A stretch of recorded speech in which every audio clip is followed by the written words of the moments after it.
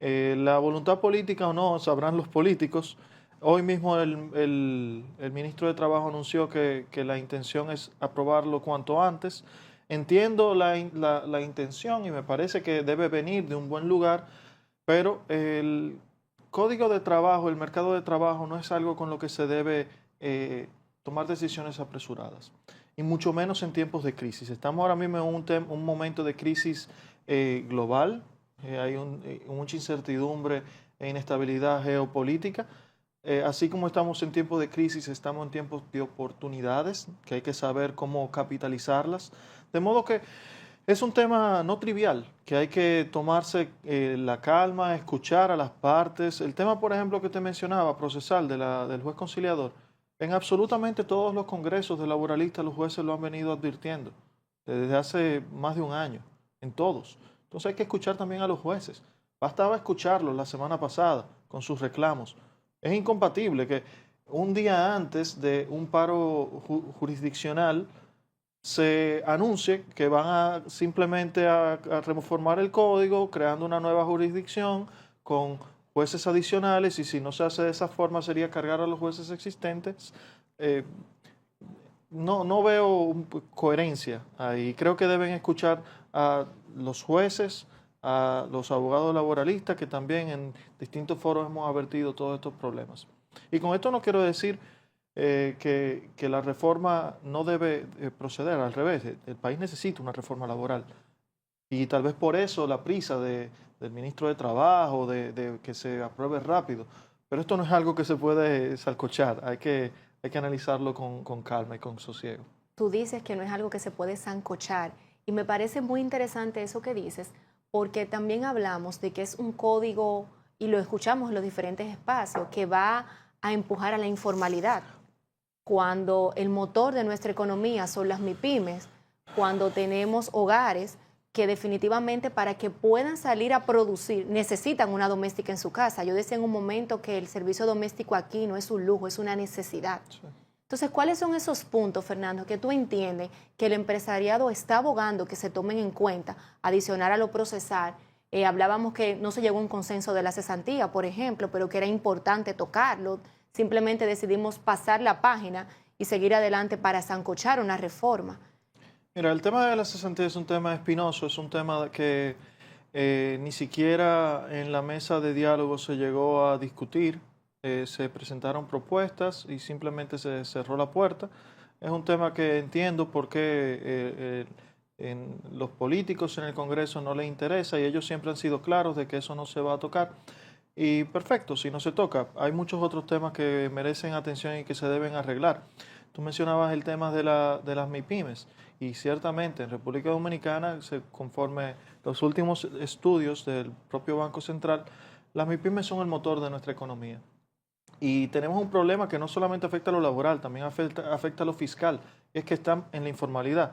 Una informalidad que se debe a una reacción, en muchos casos, de sobrevivencia de estas MIPIMES, a veces también desconocimiento.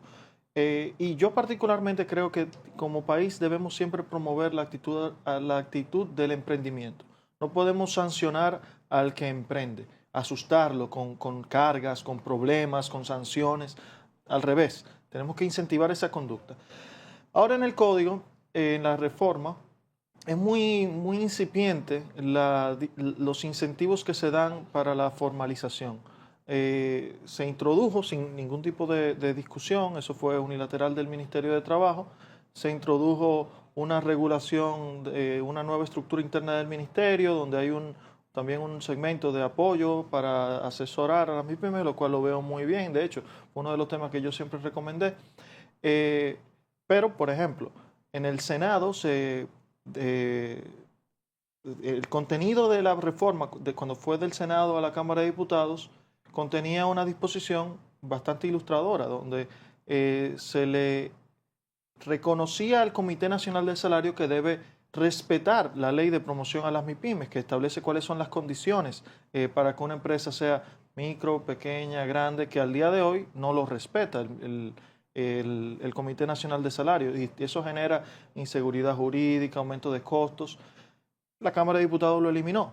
eliminó la subordinación que debe tener un propio órgano del Ministerio de Trabajo a la ley para proteger a las MIPYMES. Wow. Y eso se puede incluso traspolar a las eventuales sanciones administrativas, que tampoco hubo ningún consenso. Eso se incluyó, un aumento de las sanciones. El Senado las mitigó, sigue habiendo un tema porque eso se debe ponderar. Los sistemas sancionadores tienen que ser analizados con detalle porque tiene una implicación económica en el tejido productivo. Entonces, por ejemplo, si tú te categorizas como micro, pequeña, grande empresa, las eventuales sanciones que van a ir destinadas a partir, conforme concibe la reforma, al propio Ministerio de Trabajo, con un fortalecimiento de las facultades y potestades de los inspectores, que de dudosa constitucionalidad, porque ahora mismo para que el acta de un inspector tenga una fuerza probatoria reforzada, se necesita que la firme el inspector, el presunto infractor y 2 testigos. O sea, la misma persona que supuestamente cometió la infracción debe reconocer, bueno, sí, yo lo hice. Y ahí tiene una fuerza reforzada. En el proyecto que está ahora en la Cámara de Diputados, basta que el inspector con 2 testigos la firme y ya eso va a tener fe pública. Que aquí quienes son abogados sabrán lo que es fe pública. Entonces, para un proceso también penal laboral, que ni siquiera es un proceso administrativo, es más complejo todavía. Más complejo. Cuando se habla de políticas públicas, se habla de incentivos y sanciones, y las sanciones tienen que disuadir, pero tampoco puede ser que un oficial del Poder Ejecutivo inicie un procedimiento sancionador que va a ir a un tribunal con una fe pública, que es una fuerza probatoria súper reforzada, y donde realmente a quienes más va a afectar es a las MIPYMES, porque las empresas grandes tienen sus departamentos de recursos humanos, tienen su departamento legal, tienen todos sus asesores, cumplen con la mayoría de disposiciones legales, y las pequeñas, medianas, microempresas, muchas veces por desconocimiento, que no cumplen, van a ser las que realmente van a ser objeto de esa modificación, que creo que también merece un poco más de análisis sosegado. La prisa genera males que debemos evitar. ¿Tú entiendes, Fernando, que debemos entonces dividir el código de lo que va a las grandes empresas, lo que va a las MIPYMES y los trabajadores del hogar por separado? Mira, yo no creo que deben, o sea, eso tiene sus implicaciones. Si se generan regulaciones generales, especiales para cada tipo de empresa, eso yo no creo que sea la solución. Lo que creo que se debe discutir es en determinados puntos generar diferenciaciones. Okay. Por ejemplo, en el proyecto se genera una obligación de prevención del acoso, lo cual es necesario. Y en esa obligación de prevención del acoso se dispuso claramente que los protocolos y los demás procedimientos que deba tener la empresa se van a valorar en función de su tamaño. De modo que no es lo mismo una microempresa que una pequeña, mediana o grande. Eso es una de las luces que tiene la reforma. Pero así como tiene esa diferenciación en ese punto, hay muchos más puntos también que necesitan esa diferenciación y no se han analizado. O sea que tenemos puntos de mejora. Fernando, gracias. Creo que esta conversación vamos a extenderla un poco más en otro programa, porque hoy más de uno, yo estoy segura, que se quedó pensando qué va a pasar con su doméstica, si hay que tener un fondo para el duplo, o bueno, ya no el duplo, sino para el monto de la sentencia, y cómo van a ser todas esas regulaciones. Gracias a ti por acompañarnos en el día de hoy, y a ustedes nos vemos en otra entrega más del Punto.